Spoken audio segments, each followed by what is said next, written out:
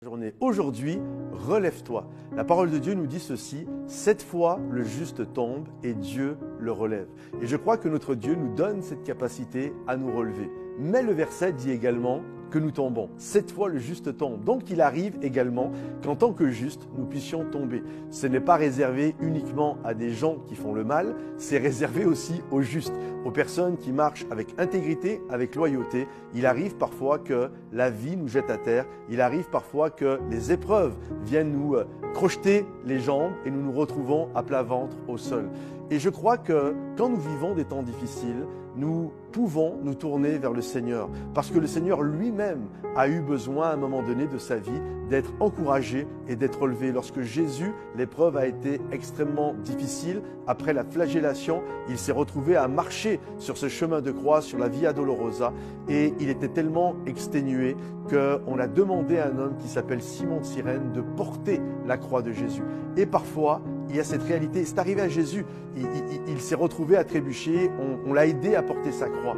Et je crois de la même manière que notre Dieu nous comprend, nous sommes humains et parfois la vie nous jette à terre, parfois notre chemin de croix est compliqué, il est difficile, je tombe, je me relève et je retombe et quelqu'un d'autre vient m'apporter une mauvaise nouvelle, puis je tombe et puis je me relève et puis là je suis trahi par quelqu'un, je tombe, puis je me relève et puis là j'apprends, enfin bref.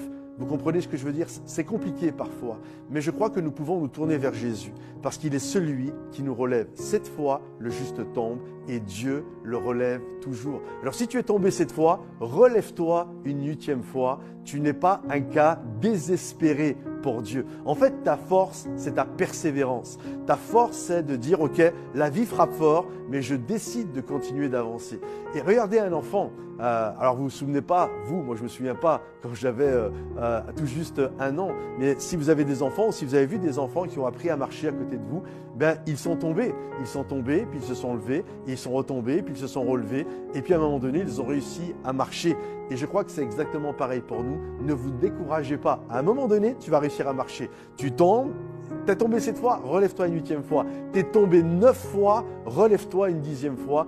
Dieu te donnera toujours la force de te relever et de continuer le chemin. Alors, ne sois pas complètement anéanti en disant « je suis un nul, je suis un bon à rien ». Quand je regarde les gens autour de moi, j'ai l'impression que pour eux c'est facile. Non, non, non, non.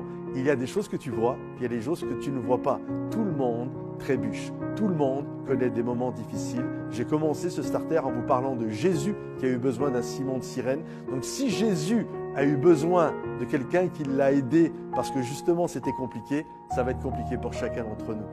Nous ne sommes pas mieux que Jésus, donc ça va être aussi compliqué pour nous. Mais Dieu nous a fait une promesse et j'aimerais que tu la graves dans ton cœur aujourd'hui.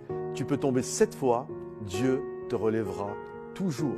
Alors, lève les yeux, demande pardon si tu as chuté à cause d'un péché ou si c'est à cause d'une trahison ou des choses. Ben, tout simplement, demande à Dieu la guérison de la tristesse que tu es en train de vivre.